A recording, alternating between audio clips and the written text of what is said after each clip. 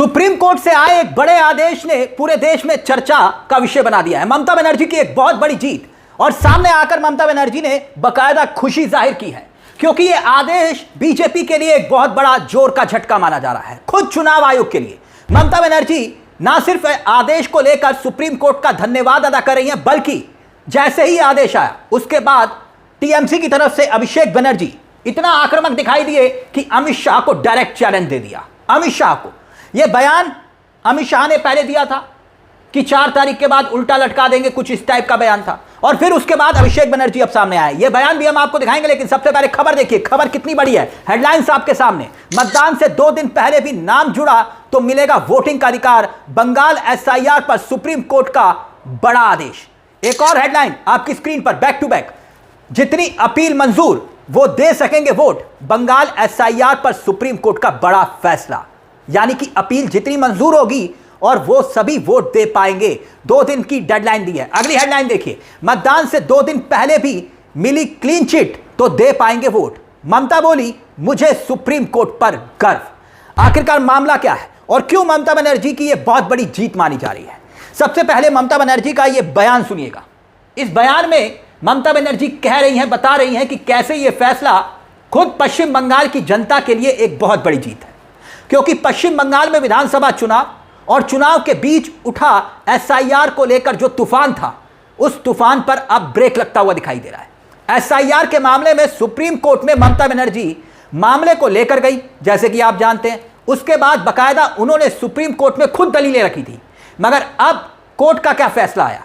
जो आदेश आता है कि अगर ट्रिब्यूनल नाम जोड़ने का, हटाने का अंतिम आदेश मतदान से 2 दिन पहले देता है तो उसका वोटिंग पर असर होगा। मतलब यह कि मतदान से 2 दिन पहले, वोटिंग से 2 दिन पहले ट्रिब्यूनल किसी भी वोटर का नाम जोड़ने का आदेश दे सकता है।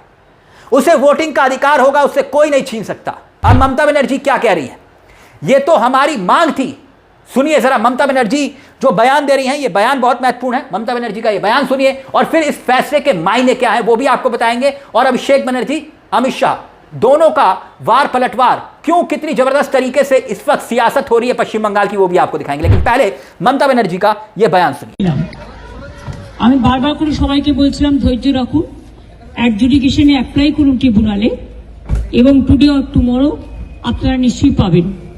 আজকে সুপ্রিম কোর্ট অর্ডার দিয়েছেন যাদের নাম আছে ট্রিব্যুনালে, মানে যারা অ্যাপ্লাই করেছেন সকলেই মোটামুটি করেছে আমার মনে হয়।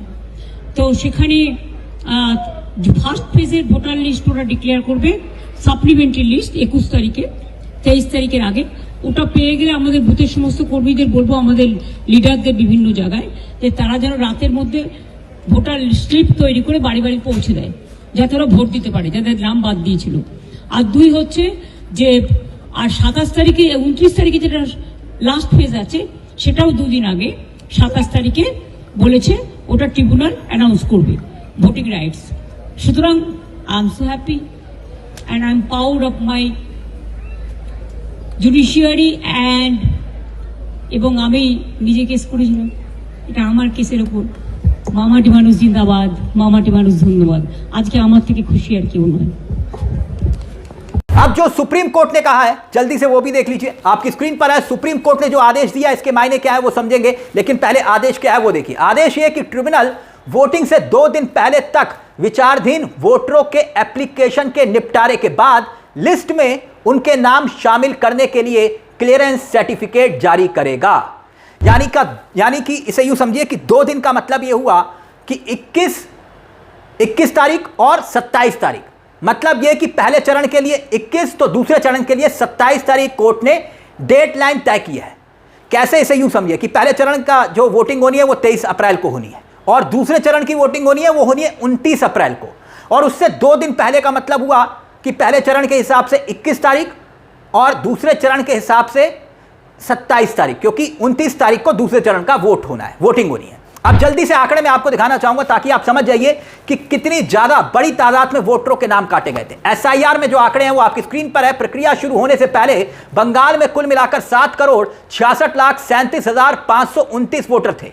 28 फरवरी को पहली लिस्ट आती है और पहली लिस्ट में करीब 63 लाख से ज्यादा नाम कट जाते हैं, जबकि 60 लाख के से ज्यादा नामों को विचाराधीन श्रेणी में रखा जाता है, आप देख सकते हैं।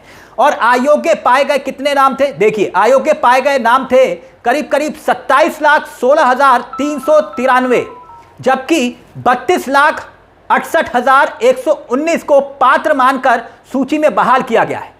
यानी जो मौजूदा वक्त में अगर आप वोटरों की संख्या देखेंगे कितनी हो गई, 6,77,20,728 इस आंकड़े के मुताबिक। अभी क्योंकि इसमें नाम जुड़ेंगे, अब टीएमसी बहुत ज्यादा आक्रामक हो गई है आदेश आने के बाद। अभिषेक बनर्जी नंबर 2 टीएमसी में जो है, उनका बयान सुनिएगा। अभिषेक बनर्जी जो है सीधे तौर पर चैलेंज कर रहे हैं किसको? अमित शाह को, क्योंकि टीएमसी को उल्टा लटकाने की बात यहां पर हो रही थी। जो बयान अमित शाह ने दिया था उस पर कह रहे हैं अभिषेक बनर्जी, ये बंगाल है, हमारी शालीनता को हमारी कमजोरी मत समझो, जवाब मिलेगा वो भी करारा। सुनिए जरा वार भी और पलटवार। দেশের স্বরাষ্ট্রমন্ত্রী অমিত শাহ এসে বলছে 23 তারিখ তৃণমূলের লোকেরা বাড়ি থেকে বেরোবে না, নইলে সবাইকে জেলে ঢুকিয়ে দেবো। এখানে সংবাদ মাধ্যম আছে, আমি অমিত শাহকে বলবো গুজরাটের কোন গুন্ডা এসে বাঙালিকে ভয় দেখানোর মতো এখনো সৎ সাহস ভারতের মাটিতে কারোর জন্ম হয়নি। আর আপনার যদি বুকের পাটা থাকে আর আপনি যদি বাপের বেটা হন, 4 তারিখ দুপুরে কলকাতায় আর বাংলায় থাকবেন, 12টার পর দেখা হবে অমিত শাহ, কথা দিয়ে যাচ্ছে। আমি কথা দিচ্ছি আপনাকে, মমতা বন্দ্যোপাধ্যায় যতই উদার হোক, এবার আমার জেদ, এবার খালি রবীন্দ্রসঙ্গীত নয়, বিভিন্ন ব্লকে যারা মানুষের উপর অত্যাচার করে আমাদের বাংলাদেশি বলে, রোহিঙ্গা বলে দাগিয়ে দিয়েছে, তৃণমূল কংগ্রেসের সৌজন্যতা, তৃণমূল কংগ্রেসের দুর্বলতা নয়, যারা যে ভাষায় বোঝে অভিষেক বন্দ্যোপাধ্যায় সে ভাষায় জবাব দিতে জানে। खैर, ममता बनर्जी कोर्ट गई, इस लड़ाई को लड़ा वो पूरे देश ने देखा, और जिस अंदाज में लड़ा ममता बनर्जी ने वो भी देखा। सुप्रीम कोर्ट में एसआईआर केस फाइल करने वाली ममता बनर्जी ही थी। अब ममता बनर्जी एक बात और कह रही है, अपने कार्यकर्ताओं को संदेश दे रही हैं कि बूथ कार्यकर्ता जो हैं, जो नेता हैं, वो वोटर स्लिप तैयार करें और उसी रात तक उनके घरों तक पहुंचा दें, ताकि जिनके नाम छूट गए हैं वो वोट दे सकें। मतलब सोचिए कि ग्राउंड लेवल पर ममता बनर्जी इस लड़ाई को लड़ रही हैं। क्या बीजेपी इस लड़ाई को क्यों नहीं लड़ रही? यह भी एक बड़ा सवाल है। क्यों, वो भी हम आपको बताएंगे। क्योंकि सड़क से लेकर सदन तक ममता बनर्जी ने इस मामले को उठाया, चुनाव आयोग तक ममता बनर्जी गई दिल्ली में, देश की सबसे बड़ी अदालत में खुद वकील बनकर काला कोट पहनकर दलीलें तक रखी। लेकिन एक बड़ी बात, महिला सशक्तिकरण की बात हो रही है, देश की सबसे बड़ी संसद में महिला आरक्षण को लेकर चर्चा भी हो रही है। मगर क्या आपने कभी सोचा कि इस एसआईआर में महिलाओं के नाम भी कटे होंगे और बड़ी तादाद में कटे होंगे? तो फिर वही बीजेपी ने एक याचिका भी दाखिल क्यों नहीं की इसी एसआईआर को लेकर? क्या बीजेपी को उन महिलाओं के जिनके वोट कटे हैं उनकी चिंता नहीं थी? जरा सोच कर देखिए। इस मुद्दे को लेकर आपकी क्या राय है? अपनी राय हमें कमेंट बॉक्स में जरूर दीजिएगा। मुझे तिलक चावला को दीजिए इजाजत। एक छोटी सी दरख्वास्त, चैनल को सब्सक्राइब जरूर कर लीजिएगा। मंच आप ही का है जहां हम सिर्फ खबर नहीं दिखाते बल्कि खबर के पीछे की खबर भी बताते हैं। नमस्कार, जय हिंद, जय भारत।